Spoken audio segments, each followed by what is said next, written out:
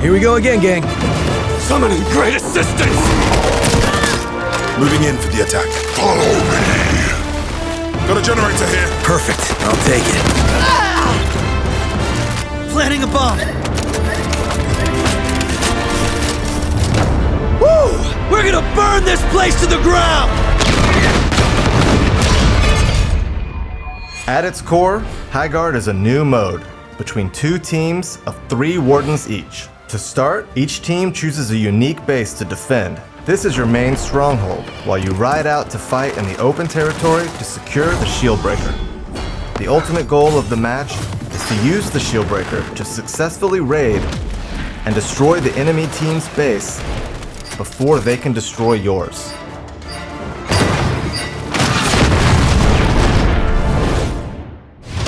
Each Warden is built specifically for Highguard's PvP raid mode. They combine tactical skill with powerful magic. You'll have your choice of characters with unique abilities designed around destruction, infiltration, hiding in plain sight, and resource acquisition. Some Vesper to mine here. The magical abilities of our Wardens supplement combat, I swap forms, my friends! but we're still a gun game at our core. You've got your team of Wardens, now it's time to choose your base. Prior to venturing into Highguard, you'll be randomly presented with 4 options for your home base. Your team will vote on which one feels like the best fit for you. The enemy team gets the same 4 choices. Each base is the size of a classic small team deathmatch map. They all have different layouts and visual styles, but most importantly, distinct attack and defensive strengths and weaknesses that depend on your playstyle. Once you've selected your Warden and your base, you spawn in. You have 1 minute to plan your defenses and pick your starting loadout. Every Warden can use any weapon. Select your primary, secondary, and your raid tool. You can change your loadout at the beginning of every match. Each player also starts with 5 wall reinforcements, which they can use to armor up different areas of their base. Once the defensive phase is up, your base unlocks, and your team mounts up and rides out. Time to ride! Teams are fighting for control of the Shieldbreaker, which is the key to starting a raid on the other team. But the Shieldbreaker takes a few minutes to form.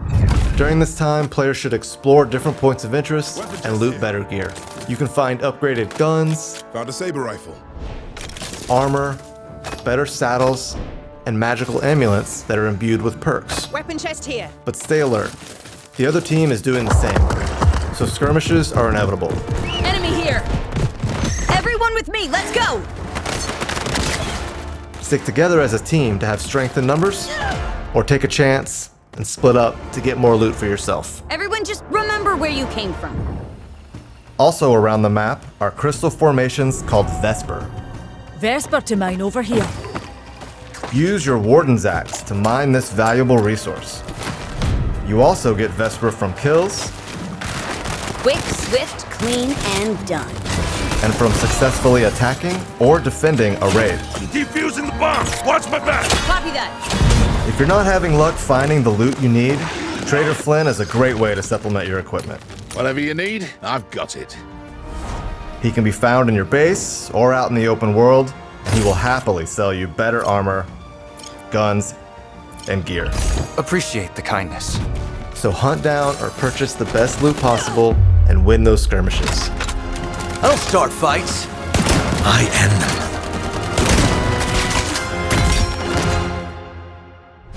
During the gear up phase, always make sure you're keeping one eye on the sky.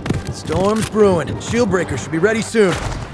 When the storm forms, the Shieldbreaker's location is revealed. It randomly spawns in one of 3 unique points of interest. Once that Shieldbreaker forms, nothing else matters. Rally up and fight for possession.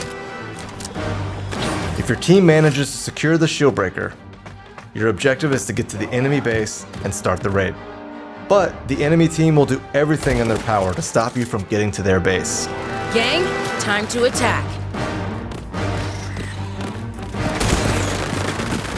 If you die, you'll drop the Shieldbreaker. and the enemy team can pick it up Let's mount up and soar to victory. and run it to your base and start their own raid.